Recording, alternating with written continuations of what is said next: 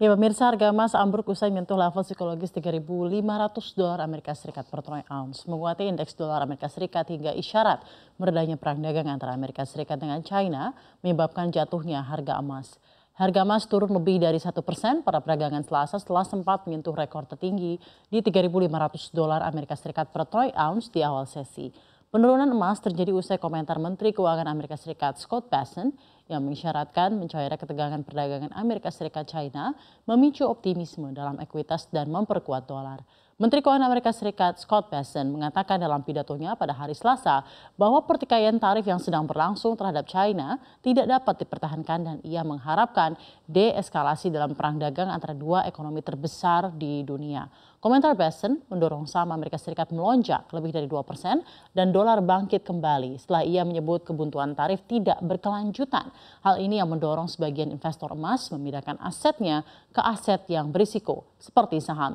JP Morgan memperkirakan rally akan terus berlanjut, memproyeksikan bahwa emas akan melampaui $4.000 Amerika Serikat per ons tahun depan di tengah meningkatnya risiko resesi, tarif Amerika Serikat yang lebih tinggi, dan ketegangan perdagangan Amerika Serikat China yang terus berlanjut. Menurut catatan bank tersebut pada hari Selasa, para pelaku pasar juga akan mencermati pidato beberapa pejabat The Federal Reserve atau The Fed pada akhir minggu ini, berharap mendapatkan wawasan tentang kebijakan moneter masa depan di tengah kekhawatiran tentang independensi bank sentral.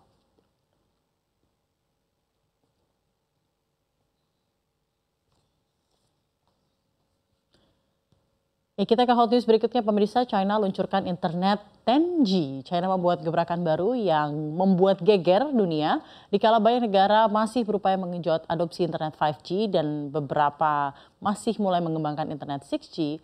China malah sudah lebih dulu memperkenalkan internet 10G pertama di dunia. China dilaporkan telah meluncurkan jaringan internet broadband 10G di kota Xiong'an, Provinsi Hebei, Sunan. Ini merupakan pencapaian besar dalam infrastruktur internet global. Adapun jaringan broadband 10G tersebut merupakan hasil kolaborasi Huawei dan Unicom, penyedia layanan telekomunikasi yang dibackingi pemerintah.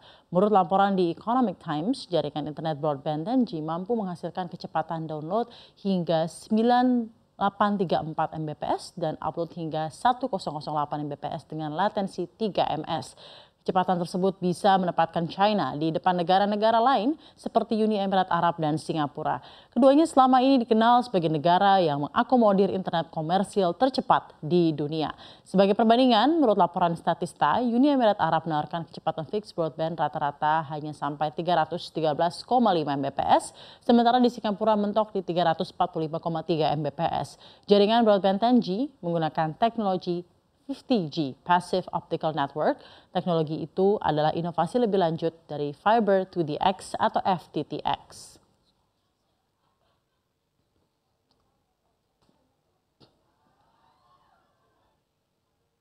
Ya, China ganas, Amerika malah terpuruk. Pameran otomotif terbesar di dunia, Shanghai Auto Show, resmi dibuka dan langsung menunjukkan dominasi China di pasar kendaraan listrik atau EV global.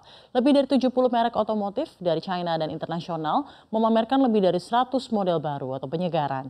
Hal ini mempertegas betapa sengitnya persaingan di pasar EV terbesar dunia itu. Raksasa otomotif China seperti BYD dan Geely tampil sebagai bintang utama, sementara merek asing seperti Volkswagen, Nissan, Toyota hingga General Motors lewat Cadillac bersaing keras untuk mencuri perhatian. China kini memimpin revolusi kendaraan listrik dunia. Penjualan kendaraan energi baru atau NEV yang mencakup EV dan hybrid kini sudah menyumbang lebih dari 50% dari seluruh penjualan mobil baru di China, jauh melampaui Amerika Serikat dan Eropa. Target tersebut bahkan tercapai lebih cepat dari proyeksi pemerintah China yang awalnya dipatok untuk 2030. Sementara itu Tesla, ikon EV asal Amerika Serikat, kian terpuruk. Mangsa pasar Tesla di China merosot dari 15% pada 2020 menjadi hanya 9% di kuartal pertama 2025. Ini diperparah dengan penurunan penjualan global dan kontroversi CEO Elon Musk yang terlibat dalam politik Amerika Serikat. Kondisi Tesla di China juga diperburuk oleh absennya mereka di Shanghai Auto Show sejak 2021 setelah insiden protes konsumen. Sementara para pesaing lokal terus mengeluarkan model baru dengan cepat, Tesla tetap dengan ritme peluncuran produk yang lebih lambat.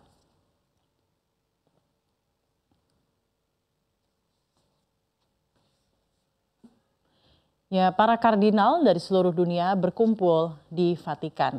Kardinal Gereja Katolik jadwalkan bertemu pada Selasa waktu setempat untuk menyusun rencana pemakaman Paus Fransiskus serta membahas transisi kepemimpinan menjelang konklav yang akan digelar bulan depan untuk memilih Paus baru. Pemakaman Paus Fransiskus diperkirakan akan digelar pada Sabtu 26 April 2025 pukul 10 pagi waktu setempat. Vatikan menyatakan bahwa dalam wasiat terakhirnya, Paus Fransiskus meminta untuk dimakamkan di Basilika Santa Maria Maggiore, bukan di Basilika Santo Petrus sebagaimana lazimnya. Jenazah Paus saat ini disemayamkan di kediamannya di Santa Marta dan akan dipindahkan ke Basilika Santo Petrus mulai Rabu untuk memungkinkan umat memberikan penghormatan terakhir. Meninggalnya Paus Fransiskus memicu dimulainya serangkaian ritual tradisional Gereja Katolik, termasuk penghancuran cincin layan dan segel kepausan untuk mencegah penyalahgunaan simbol kekuasaan kepausan. Paus Fransiskus wafat Senin pagi waktu setempat di usia 88 tahun akibat stroke dan henti jantung. Sebelumnya, Paus sempat dirawat selama 5 pekan karena pneumonia ganda, namun telah kembali ke kediamannya di Vatikan sejak hampir sebulan lalu dan tampil di hadapan publik pada Hari Raya Paskah.